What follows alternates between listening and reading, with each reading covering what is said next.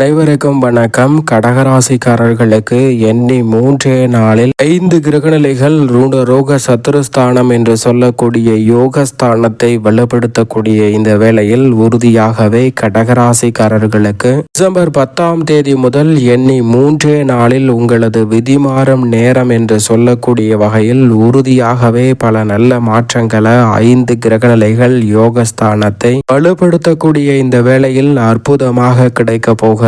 எனவே நிச்சயமாக 5 கிரகநிலைகள் பூர்வ புண்ணிய ஸ்தானம் என்று சொல்லக்கூடிய 5ஆம் இடத்திலிருந்து யோகஸ்தானம் ஆகிய 6ஆம் இடத்தை வலுப்படுத்தும் இந்த வேலை என்பது பல அற்புதமான யோக வாய்ப்புகளை உருவாக்கி கொடுப்பதோடு மட்டுமல்லாது கடகராசிக்காரர்களுடைய வாழ்வில் பல நல்ல மாற்றத்திற்கு வழிவகை செய்யும் சிறப்பான தருணமாக இந்த வேலையை உறுதியாகவே மாற்றி கொடுக்க போகிறது. எனவே சரியாக பயன்படுத்திக் கொள்ளுங்கள். ஏனென்றால் கடகராசிக்காரர்களுக்கு ராசியின் அதிபதியான சந்திரன் உட்பட 5 கிரகநிலைகள் ருணரோக சத்துருஸ்தானம் ஆகிய 6ஆம் இடத்தை இந்த வாரத்தின் துவக்கத்தில் வலுப்படுத்துகின்றன.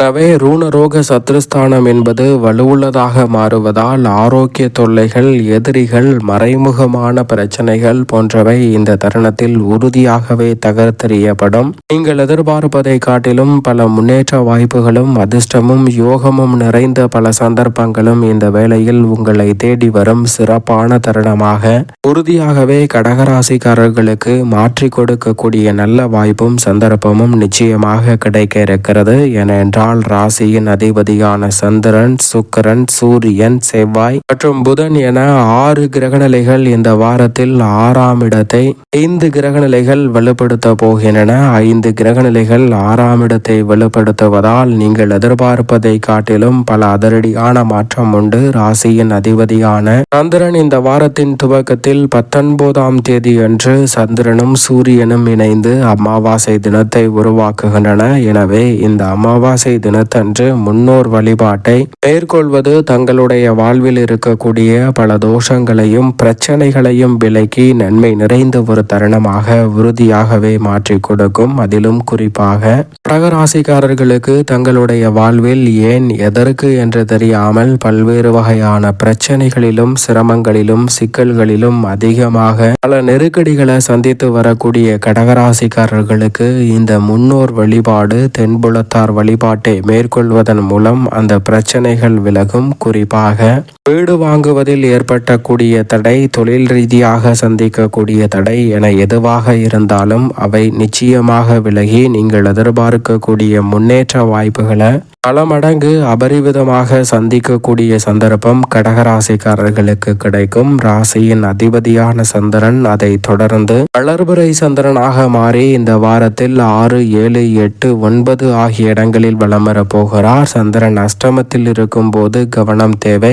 ஆனால் வளர்பிறை சந்திரனாக இருப்பதால் பெரிய அளவில் பிரச்சனை இல்லை. இருந்தாலும் கூடுதல் கவனத்துடன் சந்திராஷ்டம தினங்களை எதிர்கொள்வது நல்லது. அதை தொடர்ந்து பல நல்ல முன்னேற்ற வாய்ப்புகளை ராசியின் அதிபதியான சந்திரன் இந்த வாரத்தில் துரிதமாக ஏற்படுத்தி கொடுக்கிறார். ஏனென்றால் சந்திரன் வளர்பிறை சந்திரனாக மாறுவதோடு மட்டுமல்லாது உறுதியாகவே கடகராசிக்காரர்களுடைய வாழ்வில் பல வளர்ச்சிக்கும் முன்னேற்றத்திற்குமான வாய்ப்புகளையும் சந்தர்ப்பங்களையும் ஏற்படுத்தி கொடுக்கிறார். உஷ்ண கிரகமான சூரியன் 3, 6, 10 மற்றும் 11 ஆகிய இடங்களில் அபரிவிதமான நன்மையை அள்ளி கொடுப்பார். அந்த வகையில் பார்க்கும் போது மிக வலுவாக 6ஆம் இடத்தில் சூரியன் சஞ்சரிப்பது அமோகமான வளர்ச்சியையும் பல யோக வாய்ப்புகளையும் உருவாக்கி கொடுக்கும் சிறப்பான தருணமாக நிச்சயமாக பார்க்கப்படுகிறது. எனவே நீங்கள் எதிர்பார்ப்பதை காட்டிலும் சூரியனின் அமைப்பால் அலைச்சல், சிரமம் நிச்சயமாக கட்டுக்குள் வரும். எதிர்பார்ப்பதை விட மிக பெரிய அளவிலான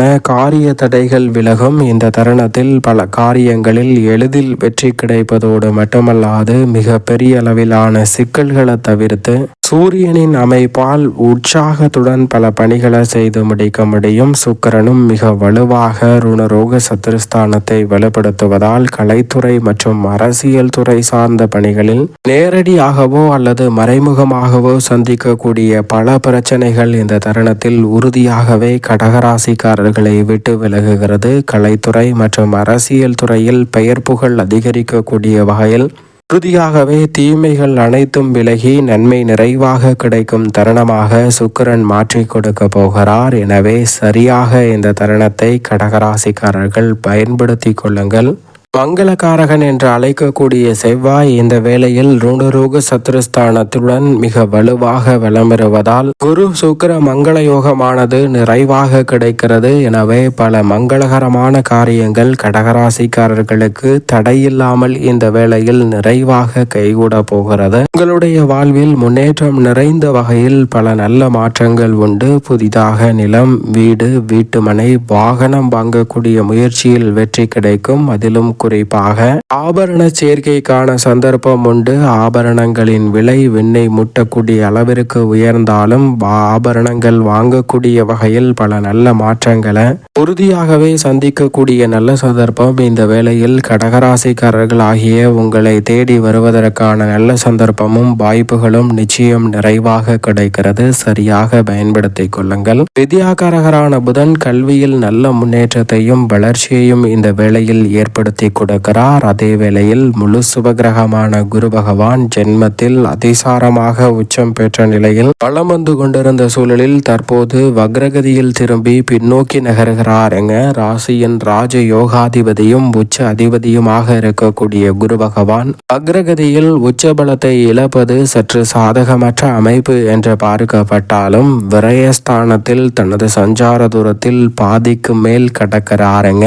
எனவே உறுதியாகவே கடகராசிக்காரர்களுக்கு வீண் விரய செலவுகள் இந்த தருணத்தில் நிச்சயமாக கட்டுக்குள் வரும். நீங்கள் எதிர்பார்க்கக்கூடிய புதிய வாய்ப்புகளும் சந்தர்ப்பங்களும் உங்களை தேடி வரக்கூடிய வகையில் பல நல்ல மாற்றத்தை இந்த தருணத்தில் உருவாக்கி கொடுக்கிறாருங்க. அதோடு மட்டுமல்லாது குரு பகவான் எப்படி இருந்தாலும் அவருடைய சுப பார்வை இந்த வேளையில் 5 கிரகநிலைகளை வலுப்படுத்துவதோடு மட்டுமல்லாது 3 இடங்களை வலுவுள்ளதாக மாற்றுவதால் பல நன்மை நிறைந்த வாய்ப்பும் சந்தர்ப்பமும் உண்டு. 4, 6, 8 ஆகிய இடங்களை வலுப்படுத்துகிறதால் பல நன்மை நிறைந்த சந்தர்ப்பங்கள் இந்த தருணத்தில் உங்களை தேடி வரப்போகிறது. வீட்டில் பல நல்ல சுபகாரியங்கள் உறுதியாகவே தடையில்லாமல் கைகூடும். கடன் சார்ந்த தொல்லைகள், நெருக்கடிகளுக்கு நல்ல தீர்வு கிடைப்பதற்கான சந்தர்ப்பம் உண்டு. வீண் விரயங்களை ஆடம்பர விரயமாகவும் சௌகரியத்தை மேம்படுத்தக்கூடிய வகையிலும் செய்து முடிப்பதற்கான நல்ல வாய்ப்பும் சந்தர்ப்பமும் இந்த தருணத்தில் உறுதியாகவே கிடைக்க இருக்கிறது. அதோடு மட்டுமல்லாது